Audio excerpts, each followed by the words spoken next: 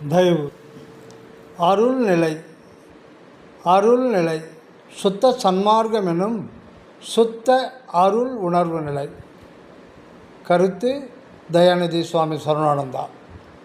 அருள்நிலை ஒன்றே அனைத்தும் பெருநிலை, பொருள் நிலை காண்க என புகன்ற மெய்ச்சிவமே. அருட்பெருஞ்சோதி அகவல். அருள் உணர்வு நிலை ஒன்றே ஆன்ம சிற்றவைக்கும் அதனின்று விரிந்த அகண்ட பிரபஞ்ச வெளி ஆகிய பொற்சபைக்கும் நடுவாக இருக்கின்றது. இந்த அகநடுவுள் நின்று ஐஞ்சக்தி ஐந்தொழில் திருநடனச் செயலால் உலகமெல்லாம் விரிக்கும் திருவருள் உணர்வு நிலையே மனிதனுக்கும் கடவுளுக்கும் பொதுவான உணர்வாகும்.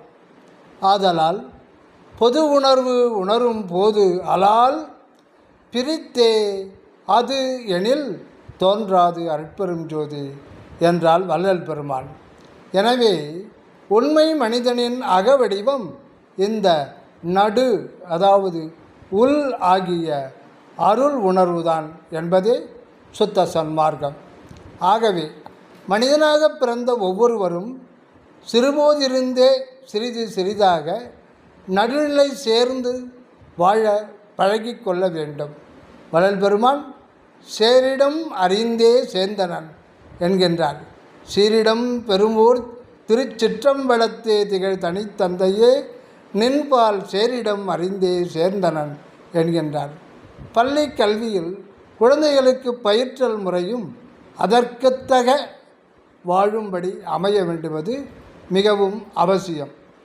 பருவத்தே சிரமம் இல்லாமல் இந்த அருள் ஆகிய மேல்நிலை நின்று மரணமில்லா பேரின்ப பெருவாழ்வில் வாழும் பேறு பெறும் மனித குலம் முழுவதும் முடிவில் அருள் உணர்வு நிலை நின்று நீங்காது அந்நிலை பிறழாது தேக கரண நிலைக்கு மீண்டும் இறங்காது மனிதன் கடவுள் அருள்நிலை நின்று எக்காலும் நித்தியமாய் வாழ்ந்து கொண்டே இருக்கும் பேறு பெறுவான்.